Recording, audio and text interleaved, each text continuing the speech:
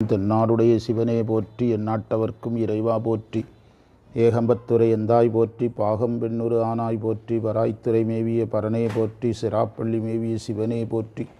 தென்தில்லை மன்றினுள் ஆடி போற்றி, இண்டனக்காரமுது ஆனாய் போற்றி. காவாய் கனகத்திரளே போற்றி, கைலை மலையானே போற்றி போற்றி. புலியர்கோன் வெப்பொழித்த புகலியர்கோன் கடல் போற்றி. ஆடிமிசை கல்மிதப்பில் அணைந்த பிரான் அடி போற்றி. வாழி திருநாவலூர் வந்தொண்டர் பதம் போற்றி. ஒளிமலி திருவாத ஊரர் திருத்தாள் போற்றி. ஈராண்டில் சிவஞானம் பெற்றுயர்ந்த மெய்கண்டார் இணைத்தாள் போற்றி. நாராண்ட பல்லடியார்க்கு அருள் புரிந்த அருள்நந்தி நற்றாள் போற்றி. நீராண்ட கடந்தை நகர் மறைஞான சம்பந்தர் நிலத்தாள் போற்றி.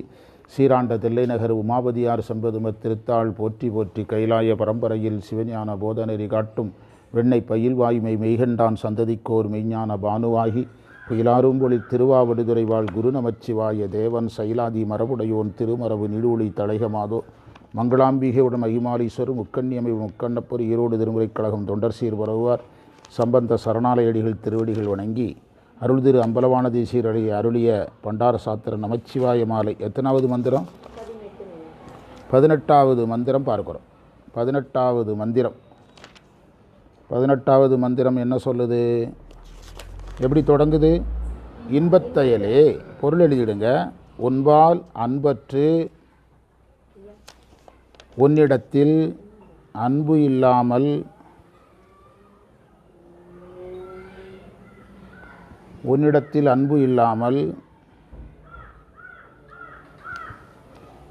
ஞானம் இல்லாதவர்களுக்கு செல்வத்தை கொடுத்து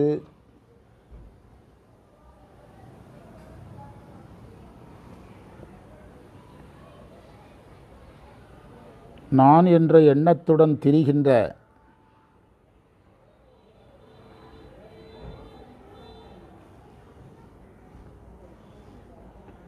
மக்களுடைய துன்பம்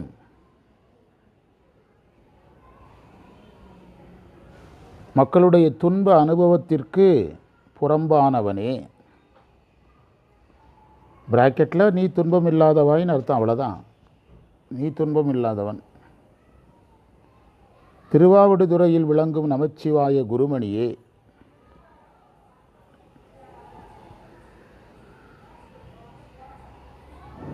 நீ உலக இன்பத்திற்கு அந்நியமாக எழுந்தருள்வாய்.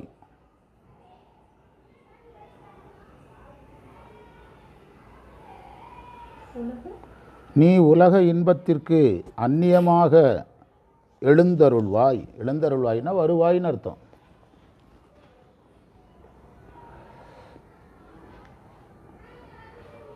ஆணவம் கண்மம் ஆயை உடைய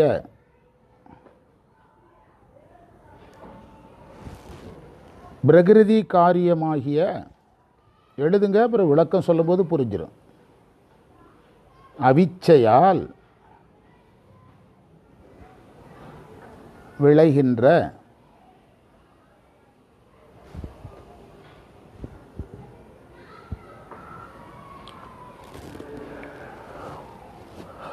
போலி இன்பத்திற்கு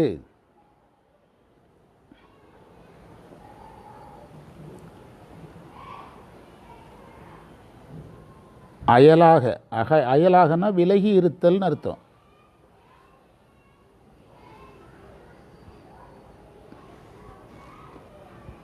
என்னை இருக்கச் செய்வது என்று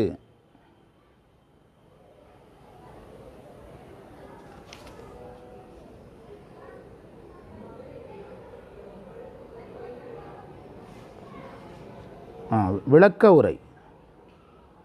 ஞானமில்லாதவர்கள் எதை செய்தாலும் பயன் கருதி செய்வார்கள்.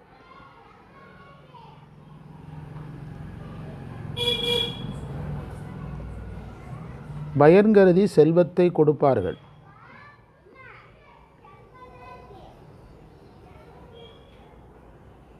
பின்னர் துன்பமடைவார்கள்.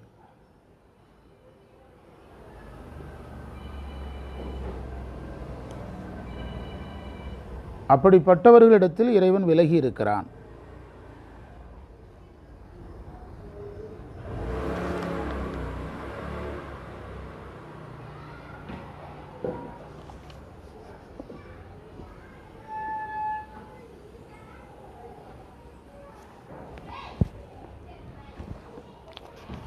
அதில் அந்த மந்திரத்தில் வாங்க, அந்த மந்திரத்தில் தீயமலமான்னு ஒரு வார்த்தை இருக்கும். மந்திரத்தில் பாருங்க, தீயமலமான். அந்த மான்கிறது பிரகிருதி மாயேன்னு அர்த்தம்.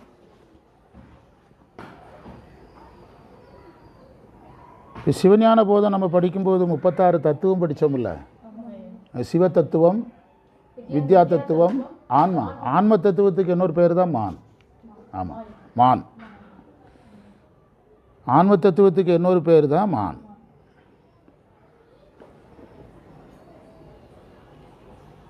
அந்த ஆன்ம தத்துவம் சொல்லக்கூடிய அந்த 24 தத்துவம் இப்போ சிவ தத்துவம் மயக்காது. நான் பாடம் நடத்திருக்கேன், ஞாபகப்படி எழுதிடுங்க. சிவ தத்துவம் மயக்காது.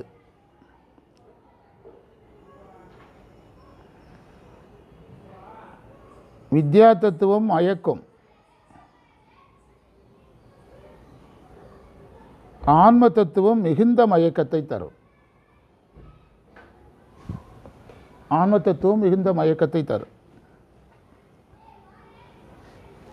இப்போ நாமெல்லாம் இருக்கிறது பிரகிருதி மாயையில், ஆன்ம தத்துவத்தில்.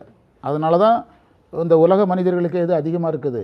மயக்கம் அதிகமாக இருக்குது. இது அந்த ஆன்மீக ரீதியாக நம்ம மயக்கத்துக்கு காரணம் சொல்கிறோம். மயக்கம் அதிகமாக இருக்குது, அதனால தான். இதில் மான் பிரகிருதின்னு பொருள் சொல்லியிருக்காங்க. இப்போ நம்ம மந்திரத்தினுடைய பொருளை பார்க்கலாம். அதாவது இறைவன் மேலிடத்தில் அன்பு இல்லாமல், முதல் பாயிண்ட் அதானே இருக்குது, அறிவில்லாதவர்களுக்கு செல்வத்தை கொடுப்பாங்க. அதில் அவங்களுக்கு ஒரு நான்கிற எண்ணம் வரும். அவங்க துன்பப்படுவாங்க. அப்போ இறைவன் அவங்களுக்கு உதவ முடியாமல் ஆயிடுறாரு. அதனால் இறைவன் அவங்கள விட்டு விலகி இருக்க வேண்டியிருக்கு. நமக்கு செய்தி என்னென்னா, ஒன்று, இறைவன் மேல் அன்புடையவராக இருக்கணும். முதல் செய்தி பாசிட்டிவாக பார்க்கணும்.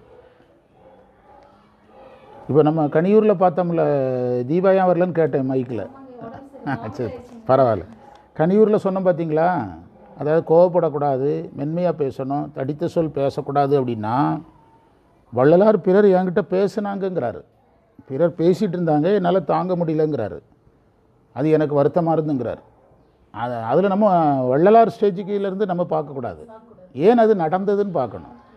ஏன் அது நடந்தது, ஏன் கோவப்பட்டார்னா, கோவப்படும்படியாக யார் நடந்துக்கிட்டா? எங்கள் அம்மா என்னையை திட்டி விட்டாங்க. அம்மா திட்டுறதுக்கு என்ன காரணம்? ஒரு பையன் போய் ஹெச்எம்கிட்ட சொல்கிறான், தமிழ் வாத்தியாரை திட்டி விட்டார், சயின்ஸ் வாத்தியாரை திட்டார். ஏன் திட்டினாருன்னு கேட்குறாருல. அவர் வள்ளலாரை நம்ம 2 ஸ்டேஜில் வச்சு பார்க்கணும். நமக்கு 3 ஸ்டேஜ் வைக்கணும். நம்ம அதுலேருந்து என்ன கற்றுக்கிடணும்னா, பிறர் கோவப்படும்படியாக நான் நடந்து கொள்ள மாட்டேன்.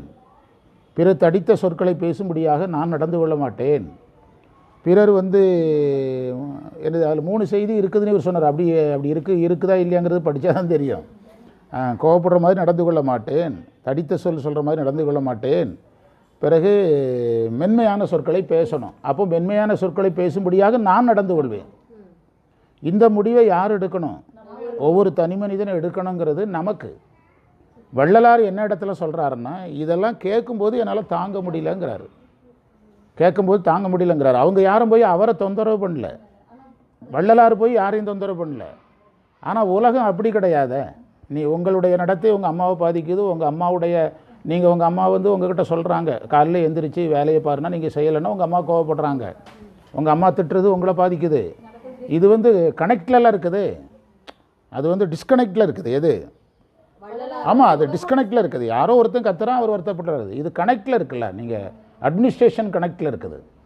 இனி ஃபேமிலிங்கிறது ஒரு அட்மினிஸ்ட்ரேஷன், ஒரு அமைப்புங்கிறது அட்மினிஸ்ட்ரேஷன். அங்கே ஒவ்வொரு மனிதரும் என்ன செய்யணும்? இப்போது நாங்கள் நேற்று வெளிநாட்டுக்கு வகுப்படுத்தோம். அதை டிஸ்பிளே பண்ணுறதுல கொஞ்சம் டிலே ஆகிட்டு. அங்கே லோக்கலில் கரண்ட் இல்லை. நான் தான் 2 தடவை மன்னிப்பு கேட்டேன். ஆக்சுவலாக எனக்கு அது தேவையில்லை. ஆனால் நான் தான் மன்னிப்பு கேட்டேன். அந்த மாதிரி நடந்துட்டு மன்னிச்சிடுங்க அப்படின்னு முடிக்கும்போது நான் தான் மன்னிப்பு கேட்டேன். யார் சைடில் குறை இருக்கும்போது நம்ம தான் மாறணும். நமக்காக உலகம் மாறாது. ஒரு விஷயம், குமரலிங்க ஸ்கூலில் ஒரே ஸ்கூலில் 18 வருஷம் நான் இருந்தேன். எப்படி உங்களால் இருக்க முடிஞ்சதுன்னு கேட்டாங்க. நான் ஒரே பதில் தான் சொன்னேன், உலகம் நமக்காக மாறாது. நம்ம தான் உலகத்துக்காக மாறணும். ஹெச்எம் மாற மாட்டாங்க, டீச்சர் மாற மாட்டாங்க, வாத்தியார் மாற மாட்டாங்க. நம்ம தான் என்ன செய்யணும்? மாறணும். மாறி இருந்தோம் நாங்கள் 18 வருஷம் ஒரே பள்ளிக்கூடம். அப்பாயின்மெண்ட்டு அங்கே, ரிட்டையர்டாக அங்கே. ரிட்டையர்மெண்ட் அங்கே.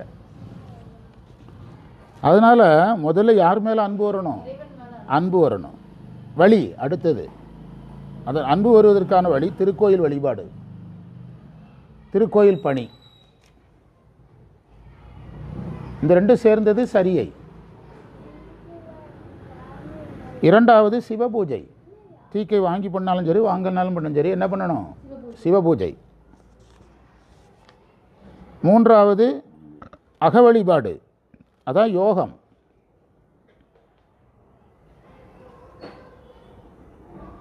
நான்காவது ஞானம். இதில் சரியையில் வர்ற அன்பு, இதை அந்த திருக்கோயில் வழிபாடு திருக்கோயில் பணியை சரியைங்கிறோம், சிவபூஜையை கிரியைங்கிறோம், அக வழிபாடை யோகம்ங்கிறோம், ஞானத்தை ஞானம்னு சொல்கிறோம். இதுக்கு அன்புக்கு என்ன சம்மந்தம்னா, இது இங்கே தான் அன்பு தோன்றும். சரியையில் தோன்ற அன்பு கிரியையில் அதிகமாகும், கிரியையில் தோன்ற அன்பு யோகத்தில் அதிகமாகும், யோகத்தில் தோன்ற அன்பு ஞானத்தில் அதிகமாகும். அப்போ நம்ம இதுக்கு பேர் சாதனம். டோட்டலாக பேர் சொன்னால் என்னது? சாதனம். சரியகிரிய யோகத்துக்கு டோட்டலாக பேர் தவம். ஞானத்தை ஞானம்னு சொன்னால் போதும். சாதனம் செய்தால் ஒழிய யார் மேலே அன்பு வராது? இறைவன் மேலே அன்பு வராது. சாதனம் செய்தால் ஒழிய இறைவன் மேலே அன்பு வராது. அப்படி அன்பு வராத போது நாம் என்ன செய்கிறோம்னா, அறிவில்லாதவங்களுக்கு எதை கொடுக்குறோம்? நம்முடைய செல்வத்தை கொடுக்குறோம். ஏன்னா நமக்கு என்ன தேவைப்படுது? புகழ் தேவைப்படுது. அறிவில்லாதவர்களுக்கு செல்வத்தை கொடுக்குறோம். அப்போ அறிவில்லாதவர்களுக்கு செல்வத்தை கொடுக்குறோம், அதில் ஒரு எதிர்பார்ப்போடு கொடுக்குறோம், அதில் ஒரு துன்பம் வருது. அதுக்கு சாமி எப்படி நம்ம கூட இருப்பார்? இது அறிவில்லாமல் செய்த தவறை யார் தான் அனுபவிக்கணும்? நம்ம தான் அனுபவிக்கணும். இப்போ நாம் இறைவன் மேலே அன்பு ஒரு கோயிலில் போய் ஒரு பூஜைக்கு நாம் காரணமாக இருந்தோம்னா இறைவன் அதை புரிஞ்சுக்கிடுவார்.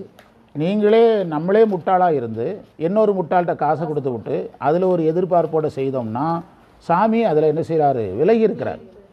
தீதும் நன்றும் அந்த லாஜிக்கில் இறைவன் நின்றுக்கிட்டார். அதை தான் அதில் பதிவு பண்ணுறார். ஆமாம், அது ரொம்ப முக்கியம். அதாவது நம்ம கொடுக்குற இன்னும் சொல்லப்போனால் நம்ம இறைவன் சார்ந்து செய்வதையெல்லாம் பதிபுண்ணியங்கள், ஆன்மா சார்ந்து செய்கிறதுக்கெல்லாம் பசு புண்ணியங்கள். எந்த புண்ணியங்களில் ஈடுபடணும்? பதிபுண்ணியத்தில் ஈடுபடணும். எந்த புண்ணியத்தில் ஈடுபடக்கூடாது? பசு புண்ணியங்களில் பெருசாக ஆர்வம் காட்டக்கூடாது, பெரிதாக ஆர்வம் காட்டக்கூடாது. யார்? சமயவாதிகள். இப்போ அரசியல்வாதிகள், சமூக ஆர்வலர்கள்லாம் பசு புண்ணியத்தில் ஈடுபடுவாங்க, பதிபுண்ணியத்துக்கு வரமாட்டாங்க. நம்ம பார்ட்டு எது தான்?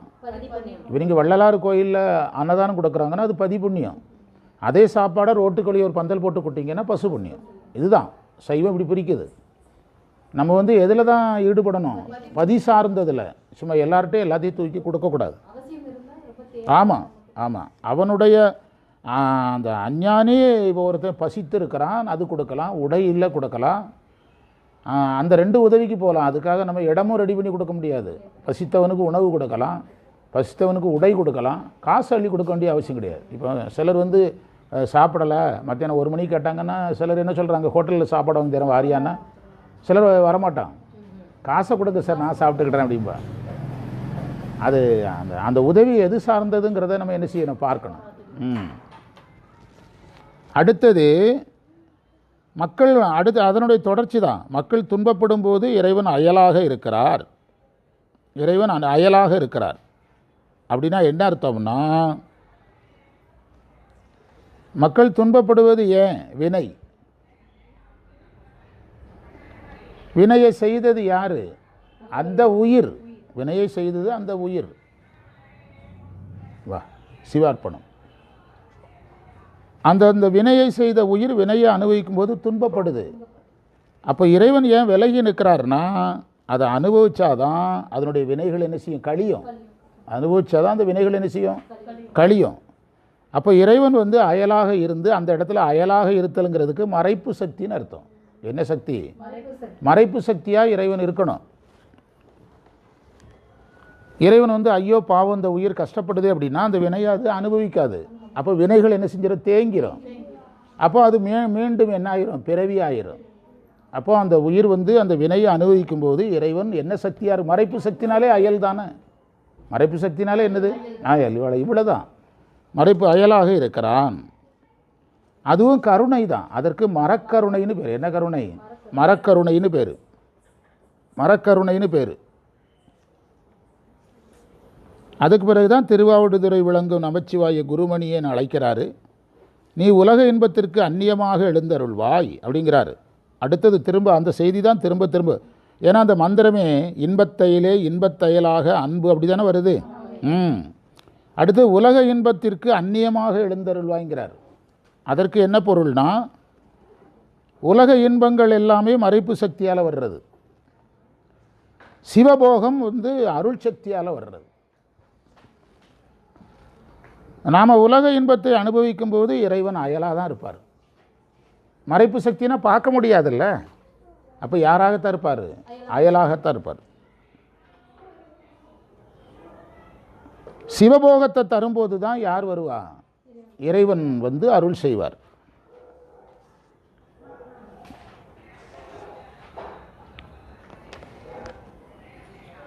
நிறுத்தி வைங்க. இதில் ஒரு ரெஃபரன்ஸ் இடுங்க. இந்த அவிச்சை என்பது பஞ்சகிளேசங்களில் ஒன்று. பஞ்சகிளேசம் இது ஆன்ம தத்துவத்தில் இருக்கிறவங்களுக்கு இருக்கும். நம்மெல்லாம் எதில் இருக்கிறோம்? ஆன்ம தத்துவத்தில் இருக்கிறவங்க. நமக்கு சகலர்னு பேர். சகலர்லாம் எங்கே தான் இருப்பாங்க? ஆன்ம தத்துவத்தில் தான் இருப்பாங்க. இந்த ஆன்ம தத்துவத்தில் பஞ்ச கிளேசங்கள் நடக்கும். அது என்னதுலான்னா, ஒன்று அவிச்சை, 2 ஆங்காரம், 3 அவா, 4 ஆசை, 5 கோபம். 5 கோபம். இந்த 24 தத்துவத்தில் இருக்கிற நமக்கு சகலர்னு பேர். நமக்கு இந்த பஞ்சகிளேசம் உண்டு. புரியுதா? அவிச்சைனா அறியாமை. அறியாமைக்கு பேர் அவிச்சை, அஞ்ஞானம். இதில் இருக்கிறவங்களுக்கு அறியாமை இருந்து கொண்டே இருக்கும். அறிவோடு இருந்தாலுமே நம்ம ஏதாவது ஒன்றில் போய் நம்மளை தெரியாமலே சிக்கிறோம். இப்போது நீங்கள் இந்த தேர்தல் வந்தது, தேர்தல் எப்படி ஆகும்னு டிபேட்டு பேசுனவங்க எல்லாம் பெரிய பெரிய எக்ஸ்பர்ட்டுகள் தான். அதில் இந்த தேர்தலுக்கு பிறகு யார் ஜெயிப்பாங்கன்னு சொன்னவங்களும் எக்ஸ்பர்ட்டு தான், தேர்தலுக்கு முந்தி சொன்னவங்களும் எக்ஸ்பர்ட்டு தான். எல்லாம் எப்படி மாறிச்சு? எல்லாருமே 24க்குள்ளே இருக்கிறோம். அரசியல்வாதிகள் எல்லாருமே எக்ஸ்பர்ட்டு தான். பழைய கட்சி, 40 வருஷ கட்சி, 50 வருஷ கட்சி எல்லாம் எப்படி மாறிச்சு? இறைவன் மறைக்கணும்னு முடிவு பண்ணிட்டாருன்னா என்ன செஞ்சிருவார்? மறைச்சிடுவார். அது காரணம் இந்த அவிச்சை. இந்த தத்துவத்தில் இருக்கிறவங்க இதில் தப்பிக்க முடியாது. ஆங்காரம்ங்கிறது முனைப்பு, நான்கிற எண்ணம், செருக்கு. ஆங்காரம். ஆங்காரம் தவிரார்கான் சாழலோ, திருவாசகத்தில் இருக்கு. ஆங்காரம் தவிரார்கான் சாழலோ. இப்போது ஆங்காரங்கிறது எங்கே இருக்கிறவங்களுக்கு உரியது? சகலருக்குரியது, ஆன்ம தத்துவத்தில் இருக்கிறது. இப்போ அயனுக்கும் ஆளுக்கும் ஆங்காரம் இருந்ததுன்னா அவங்க எந்த தத்துவத்துக்கு உரியவங்க? மனிதர்களும் அவங்களும் ஒன்று. எப்படிலாம் சுற்றுது பாருங்கள், இந்த ஃபிலாசபி எப்படி சுற்றுது பாருங்கள். அவங்க திருவடியை தேடுகிறேன்னு அயன் போகிறாரு, மால் போகிறாரு. திருமுடியை பார்க்கிறேன்னு பிரம்மன் போகிறாரு. 2 பேரும் பார்க்கல. தேடும்போது என்ன, எதுக்காக தேடினாங்க? கடவுள். யார் கடவுள்னு பார்க்க தான் போனாங்க. நீ பார்த்துட்டா நீ கடவுள், நான் பார்த்துட்டா நான் கடவுள். சிவனை பார்க்க போகல. அப்போ அவங்களுக்கு என்ன இருந்தது? ஆங்காரம் இருந்தது. அப்போ ஆங்காரம் இருக்கிறவங்க எந்த தத்துவத்தில் இருப்பாங்க? இது எப்படி சுற்றுது பாருங்க. அப்போ சிவபெருமான் அவங்களுக்கு தன்னை காட்டாததுனால தான் அவங்களுக்கு ஆங்காரம் போச்சுது. யுகம் யுகமாக தேடி சிவார்ப்பணம், குருவே போற்றி. கடைசியில் இந்த வேலை ஆகாதுடான்னு சிவபூஜை செய்ய வழிபாடு செய்ய ஆரம்பித்தவர் இறைவன் காட்சி கொடுத்தாருன்னு சேக்கிழார் சொல்கிறார். அவிச்சை, ஆங்காரம். அவா, அவா என்பதற்கு ஆசைன்னு அர்த்தம். அவாவுக்கு பிறகு ஆசைன்னு ஒன்று வருது. அதில் ஒரு நுட்பம் இருக்குது. அதில் என்னென்னா, அதாவது அவா என்பது இது வேண்டும் என்று விரும்புவது. ஆசை என்பது அதை பெறுவதற்கு முயற்சி செய்வது.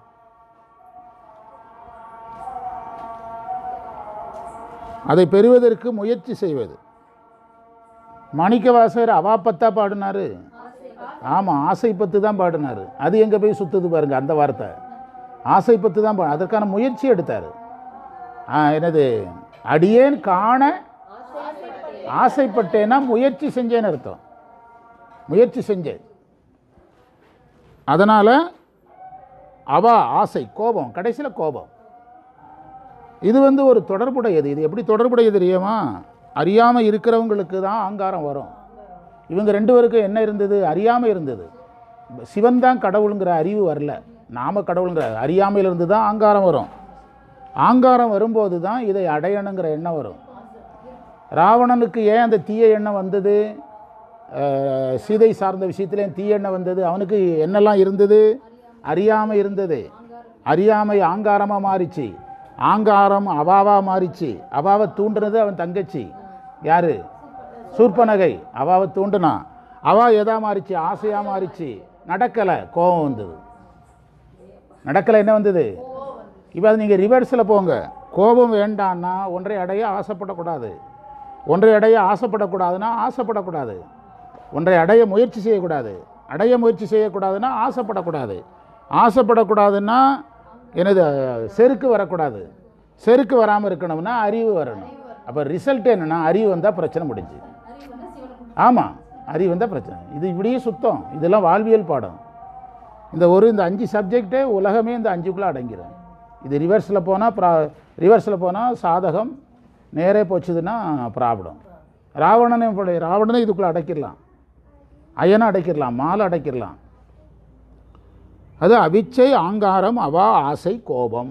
கோபங்கிறது கடைசியில் தான் வரும். நாம் நினைச்சது நடக்காத போது என்ன செய்வோம்? கோபப்படுவோம். என்ன செய்யறான்? கோபத்தில் அவன் எதையாவது ஒன்று என்ன செய்கிறான்? சொல்கிறான். அது அவனுடைய எதிலிருந்து வருது? கடைசி அவன் எதை எடுக்கிறான்? கோபத்தை கையில் எடுப்பான். கோபத்தை கையில் எடுக்கிறான். அதாவது அப்படியானால் இந்த முதல்ல பதிஞ்சு விட்டோம். இந்த செய்தி தான். இதை இங்கே பதிவு பண்ணுறார் பாருங்கள். இந்த பண்டார சாத்திரத்தில் கொண்டு வர்றாரு. அவிச்சையால் விளையும் போலி இன்பம். பார்த்தீங்களா? இந்த 5நாலையும் ஒரு இன்பம் வரும். எதில்? அறியாமையினால் இன்பம் வரும். ஆமாம், ஆங்காரத்தின் அறியாமையினால் இன்பம் வரும். இப்போ சினிமாவுக்கு போயிட்டு வர்றோம். போயிட்டு வந்தோடனே எல்லாரும் ஞானி ஆகிட்டானா? வெளியே வந்தோடனே எல்லாருக்கும் முனைவர் பட்டம் கொடுத்துட்றாங்களா? அதனால் விளைஞ்சது அறியாமை தானே. அதை நம்ம ஒரு நிமிஷம் நினச்சி பார்த்தோம்னா நிழலை தானே பார்த்து உணர்ச்சி வசப்பட்டிருக்கிறோம். ஒரு நிமிஷம் யோசித்து பார்த்தோம்னா நிழலை பார்த்து தான் உணர்ச்சி வசப்பட்டிருக்கிறோம். நிழலில் அழுதாங்க, நம்ம அழுதோம். நிழலில் கோவப்பட்டாங்க, நம்ம கோவப்பட்டோம். அதெல்லாம் நினச்சி பார்த்தா நமக்கு நம்ம யார் தான் முட்டாளாக தெரியுதா? ஆமாம். அதாவது நாங்கள் படிக்கிற காலத்திலே சொல்லுவாங்க, ஒரு அம்மா அந்த கதாநாயகி அழுகிறதுக்கு அழுதுச்சான். அதுக்கு அவர் உறவினர் கணவர் சொன்னார், அந்த அம்மா காசை வாங்கி விட்டு அழுது. நீ காசை கொடுத்துட்டு அழுற. காசை கொடுத்துட்டு அழ வச்சிடறான்ல, அப்போவே அறிவு முடிஞ்சதில்ல. அப்படியானால் அறியாமையில் வருகின்ற சுகம் பயனற்றது. ஆங்காரத்தில் நமக்கு சுகம் வரும். யாரையாவது பேசிடுவோம், பேசி விட்டுட்டானுங்க அப்படின்னு ஒரு சந்தோஷம் வரும். ஆனால் அது ஒரு பயனற்ற சந்தோஷம். அதே மாதிரி தான் ஆசையில் ஒரு சந்தோஷம். ஆசைப்படுறதே ஒரு சந்தோஷம்தான். ஆசைப்படுறதே ஒரு சந்தோஷம்தான். எங்கள் அப்பாவும் என்ன மாதிரி தான் டாக்டராக ஆசைப்பட்டார். அப்போ உங்கள் அப்பா டாக்டர் இல்லை, அவரும் ஆசைப்பட்டார் அப்படின்னு ஒரு சினிமா படத்தில் வசனம் இருக்குது. சார்லியோ யாருக்கும் இருக்குது. எங்கள் அப்பாவும் இனி மாதிரி தான் டாக்டராக. அப்போ நீங்கள் டாக்டரா? இல்லை, நான் டாக்டராக ஆசை. எங்கள் அப்பாவும் என்ன மாதிரி ஆசைப்பட்டார். ஆசைப்படுறதும் ஒரு வகையான சுகம்தான், கற்பனையான. அதாவது ஒருவன் ஜாதகம் பார்க்க போகிறான். அந்த ஜாதகத்தில் அவர் நாளைக்கு இறந்துருவாருன்னு இருக்குது. ஆன்மீக துறையில் சொல்லக்கூடிய ஒரு கதை. அவர் இறந்துருவாருன்னு இருக்குது. அப்போ ஜாதகம் பார்த்தவர் நாளைக்கு நீ செத்துருவான்னு சொல்ல முடியுமா நேரில்? அதனால் உங்களுக்கு பிரச்சனை. ஆயுள் பார்க்க தான் வந்திருக்கான். நான் என்னைக்கு சாகுன்னு கேட்க தான் வந்திருக்கான். ஒரு 10-20 வருஷம் ஆயுள் இருக்கும் அப்படின்னு தெரிஞ்சுக்கிட்டால் நம்ம அதுக்கு தகுதி வாழலாம்ல. அதனால் நம்ம ஆயுள் எவ்வளோன்னு தெரிஞ்சுட்டு தான் வந்திருக்கிறேன். அப்போ நீ செத்து போயிடுவான்னு சொல்ல முடியலை. ஆனால் ஜாதகத்தில் நாளைக்கு செத்துருவான்னு இருக்கு. இவன் என்ன செஞ்சுருக்கான்னா, போகிற வழியில் பயங்கரமாக மழை பெஞ்சிருக்குது. ஒரு சிவாலயம் இடிஞ்சு விழுற மாதிரி இருக்கிற இடத்துல ஒதுங்கியிருக்கிறான். அப்போ மழை பெய்கிற நேரத்தில் இப்படி ஒரு சிவாலயம் ஆயிட்டுதான். இதை நம்மகிட்ட காசு இருந்ததுன்னா நாம் இதை கட்டி கோயிலெல்லாம் மராமத்து பண்ணி அழகாக கும்பாபிஷேகம் நடத்தி பூசாரி எல்லாம் போட்டு சாமிக்கு பூஜை பண்ணி, சாமிக்கு பிரசாதமும் இல்லை பூவும் இல்லை இன்னும் கவலைப்பட்டிருக்கான். மழை நின்னோடனே வீட்டுக்கு போயிட்டான். வீட்டில் போய் அடுத்த நாள் போய் திரும்ப ஜோசியரை சந்திச்சிருக்கான். டே நீ செத்துருக்கணுமாடா, ஜாதகப்படி எப்படி உயிரோட சுத்திரம் கேட்டிருக்கேன். அவர் அந்த இடையில என்னெல்லாம் செஞ்சேன்னு கேட்டிருக்கிறார். அவன் ஜாதகத்தில் சிவாலய கும்பாபிஷேகம் செஞ்சோன்னா ஆயுள் நீளும் இருக்குது. ஆமாம், சிவாலயம் கட்டி கும்பாபிஷேகம் செய்தால் ஆயுள் நீளும். அதை இவங்ககிட்ட எப்படி சொல்ல முடியும்? இவங்ககிட்ட இல்லையாச்சு, ஏழையாக இருக்கிறான். இவங்ககிட்ட இதை எப்படி சொல்ல முடியும்? அது எப்படி நடக்கும்? அது ஒரு நாளையில் எப்படி நடக்கும்? இவன் ஒரு 1.5 வருஷத்துக்கு முந்தி வந்திருந்தான்னா சொல்லியிருக்கலாம். அது அப்போ என்ன நடந்தான்னு சொல்லும்போது இந்த கற்பனை இதே வந்து அவனுக்கு எதா மாறிட்டு ஆயுளை நீட்டித்தது அப்படின்னு இந்த ஆன்மீகத்துறையில் சொல்லுவாங்க. அது உண்மையோ இல்லையோ சொல்லுவாங்க. அதனால் ஆசையும் ஒரு வகையான மகிழ்ச்சி தான். ஆசையும் ஒரு வகையான மகிழ்ச்சி தான். அதனால் கோபமும் இது எல்லாமே தற்காலிக மகிழ்ச்சி தரும். பிறருடைய கோபத்தை நம்ம அங்கீகரிக்கிறோம்ல. சினிமா படத்தில் கிளைமாக்ஸில் யார் கோபப்படுறா? நம்ம அதை அங்கீகரிக்கிறோமல்ல. போடுறா, அடியை போடுறா, குத்துறா அப்படிங்கிறோமல்ல, அங்கீகரிக்கிறோமல்ல. அதுவும் ஒரு தற்காலிக மகிழ்ச்சி தான். அந்த கோபமாக நடிக்கிற நடிகரை நம்ம வந்து வில்லன் நடிகர்னு அங்கீகரிக்கிறோமல்ல. குணப்பாங்கோட நடிக்கிறவரை ஹீரோன்னு அங்கீகரிக்கிறோம். யாரையும் அங்கீகரிக்கிறோம்? வில்லனை நல்லா கோவப்படுறவரை நல்ல ஹீரோன்னு அங்கீகரிக்கிறோமல்ல, நல்ல வில்லன் அங்கீகரிக்கிறோமல்ல. அப்போ அதுலேயும் ஒரு மகிழ்ச்சி இருக்குதில்ல. ஆனால் எது எல்லாமே தற்காலிகமானதுங்கிறத இது வையாபுரி ஐயாவுடைய விளக்கம். வினாவெண்பாங்கிற நூலில் வையாபுரி ஐயா சொல்கிறார். அதை இதில் உங்களுக்கு இணைச்சி விட்டுருக்கிறேன், புரியுதா? அதில் அந்த இன்பத்திற்கு இறைவன் அயலானவன். அது போன்ற இன்பத்தை நாம் தேடினோம்னா நமக்கு துணை நிற்க மாட்டார். சிவபெருமானுக்கு என்ன வேலை?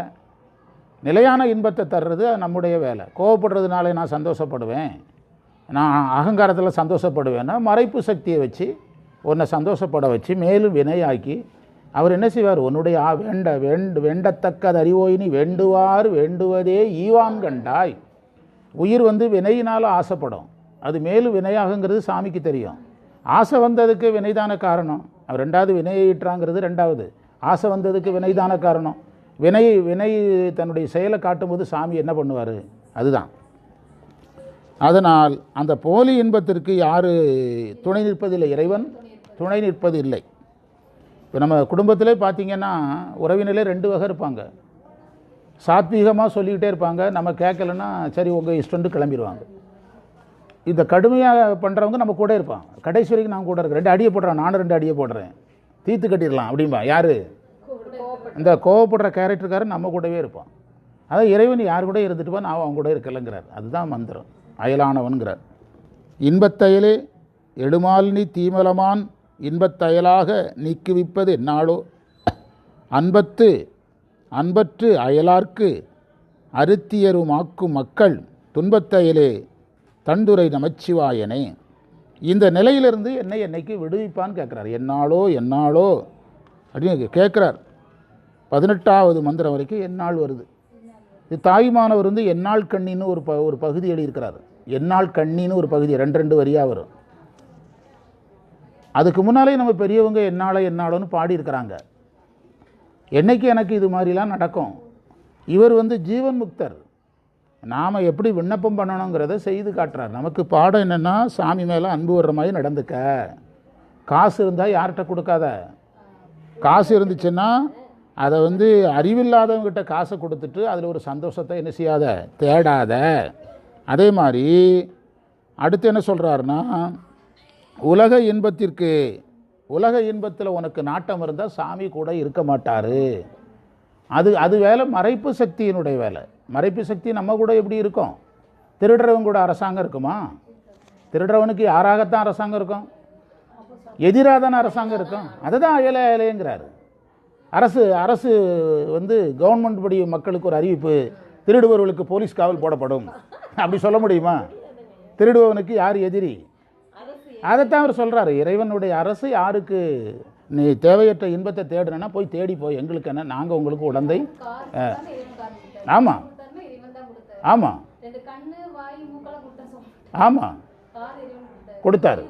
ஆமாம், எல்லாம் கொடுத்தது இறைவன்கிற உணர்வு வரணும். சண்டை போடுறதாம்.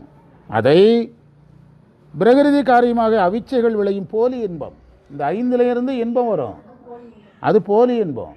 நீங்கள் அந்த 5 என்னதெல்லாம் சொன்னோம்? முதல்ல அறியாமையினால் ஒரு சந்தோஷம் வரும். அறியாமையினால தான் ரொம்ப சந்தோஷம் வரும். இப்போ நாங்கள் வந்து போராடுறோம். ஒவ்வொருத்தரையும் ஆசிரியரை பயன்படுத்துகிறாங்க, வளர்கிறாங்க.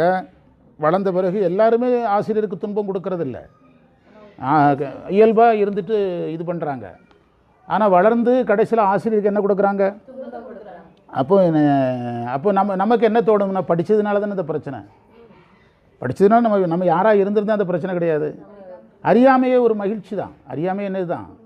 இப்போ வீடுகளில் சில அம்மாவுக்கு வந்து ரொம்ப வயசானவங்களுக்கு ஒரு கட்டத்தில் வந்து ஒரு 65 வயசு 80 வயசில் சில லேடிஸ் வந்து மெண்டல் ஆகிடுவாங்க. லேடிஸ் ஜென்ஸ் யார் வேணாலும் ஆகலாம். அந்த நேரத்தில் அவங்க மகன் வந்து ஒரு விபத்தில் இறந்துட்டார்னு வச்சுடுங்க. அப்போ குடும்பத்தில் என்ன சொல்லுவாங்க தெரியுமா? நல்ல வேளை மெண்டலாக ஆச்சுது. இப்போ இது தெரிஞ்சதுன்னா அந்த உயிரை எவ்வளோ வேதனைப்படும். புரியுதா உங்களுக்கு? அந்த நேரத்தில் அது எதுக்கு போனது நல்லது? அறியாமைக்கு. அதனால தான் சாமி அந்த உயிரை எதுக்கு தள்ளுவார்? அறியாமைக்கு தள்ளுவார். இந்த விபத்தை அந்த உயிர் தாங்கிக்கிடாது. அட்வான்ஸாக எதில் தள்ளி விட்டுருவார்? நீங்கள் வீடுகளில் பாட்டி நோயில் படுத்திருக்கவங்களை பாருங்கள், மறதிக்கு போயிடுவாங்க. அந்த நேரத்தில் ஏன் அந்த மறதியை கொடுக்குறாருன்னா, இங்கே நடக்கிறது எதுவும் அந்த உயிருக்கு பிடிக்காது. அது தெரியாமல் போயிட்டா பிரச்சனை முடிஞ்சு. அறியாமையே ஒரு சுகம்தான். அறியாமையே ஒரு சுகம்தான். குழந்தைகள் எதில் இருக்குது? சுகமாக இருக்குல்ல. ஞானி எதில் சந்தோஷமாக இருக்கான்? முழுமையான அறிவில் சந்தோஷமாக இருக்கான். நாம் என்ன செய்கிறோம்னா, அறிவுங்கிறதுல நடுநிலையில் நிற்கும்போது, இப்போ நீங்கள் நான் அறிஞனாக இருப்பேன், தனியாக வாழ்வேன்னா பிரச்சனை கிடையாது. நான் அறிஞனாக இருப்பேன், அட்மினிஸ்ட்ரேஷனில் இருப்பேன்னா நீங்கள் போராட தயாராக இருக்கு. அறிவு சார்ந்ததில் 100% போராடணும், நிர்வாகத்தில் 100% போராடணும். உங்களுக்கு எதிர்ப்பு நிறையா வரும். எப்போ நீங்கள் நான் நல்லா இருக்க போகிறேன்னு சொன்னாலே எதிர்ப்பு வரும். புரியுதா? ஒரு தொண்டன் வந்து தலைவர் வாழ்க அப்படிங்கிறதுக்கு பிறகு தான் தொண்டருக்கு பாதுகாப்பு. தலைவா நீங்கள் சொன்ன ஏரியாலலாம் போஸ்டர் ஒட்டிட்டேன்னா பாதுகாப்பு. நீங்கள் அதே வந்து நான் வார்டு மெம்பரில் நிற்க போகிறேன்னா வார்டு மெம்பரில் நிற்க போறியா? அப்புறம் அதுக்கு பிறகு வந்து இந்த 50,000 ஓட்டில் நின்று பஞ்சாயத்து தலைவராகி எம்எல்ஏ ஆகி என்ன தீர்த்து கிட்ட போகிற? அப்போ கார்னர் பண்ணுவாங்க. ஒன்று தெரிஞ்சுடுங்க, நான் ஒரு ஸ்டாண்டர்ட் டயலாக், என்னுடைய சொந்த டயலாக் அது. நாம் ஜெயிக்கும் போதெல்லாம் நண்பர்கள் கூட எதிரிகள், நாம் தோற்க ஆரம்பித்தால் எதிரிகள் கூட நண்பர்கள். நம்ம தான் தோத்துட்டோம்ல, அவனுக்கு லாஸ் இல்லைல்ல. எதிரி யாராயிருவான்? நண்பன் ஆயிடுவான். புரியுதா? நாம் ஜெயிக்க ஆரம்பித்தால் நண்பர்களும் எதிரிகள், தோற்க ஆரம்பித்தால் தோற்ற பிறகு தான் பிரச்சனையே கிடையாது, எதிரிகளும் நண்பர்கள். தோற்க ஆரம்பித்தால் எதிரிகளும் நண்பர்கள். அதுதான் இந்த உலகியல் பாடம். அதனால் உங்களுக்கு அறியாமையே ஒரு மகிழ்ச்சி, கோவப்படுறது ஒரு சந்தோஷம், தற்காலிக. தீமையினால் தீய வழியில் வர்ற மகிழ்ச்சி, தற்காலிகமான மகிழ்ச்சி. அறியாமை ஒரு மகிழ்ச்சி, ஆசைப்படுறதே ஒரு சந்தோஷம்தான். ஏன் வைரமுத்து எழுதலையா? என்னது ஆசை ஆசைன்னு ஒரு பாட்டை பாடினால. அந்த பாட்டு என்ன ஆசை? ஏன்னா இது கூட தெரியலன்னா எப்படி சைவத்துக்கு உங்களெல்லாம் எப்படி சேர்க்கறது? எனக்கு ஆசைன்னு ஒரு பாட்டு, அதை கேட்கத்தான் ஆசை. ஆசைன்னு தானே சொன்னார். அதை கேட்கத்தான் ஆசை. அந்த நீங்கள் இதெல்லாம் ஏன் ஆராய்ச்சி பண்ண சொல்கிறோம்னா, அவருக்கு முந்தையே ஆசைப்பத்து நம்மகிட்ட இருக்குது. ஆசைப்பட்டேன். இப்போ கேட்டேன் கேட்டேன் கேட்டேன்னு விஜய் அஜித் ஒரு படத்தில் பாடுவார். ஒரு திருமுறையே இருக்குது. அப்புறம் ஒரு பதிகமே கேட்டேன் கேட்டேன்னு பாடியிருக்கிறாரு. கேட்டேன் அது கேட்டேன் இது கேட்டேன்னு வரும். அப்படியே பாடியிருக்கிறார். யார்? கான்செப்ட் தான் வேறு. ஆமாம், எல்லாமே இங்கேருந்து இதுதான் இடம் மாறி இருக்குது, இடம்பெயர்ந்து இருக்குது. அது இந்த தற்காலிக இன்பத்தை நீங்கள் தேடினீங்கன்னா இறைவன் உங்களை விட்டு விலகிடுவார். நீங்களாக என்ன செஞ்சுக்கணும்? அனுபவிச்சுக்கணும். அதை இதில் பதிவு பண்ணார். அடுத்த பாடப்பகுதிக்கு போகலாம். இதான்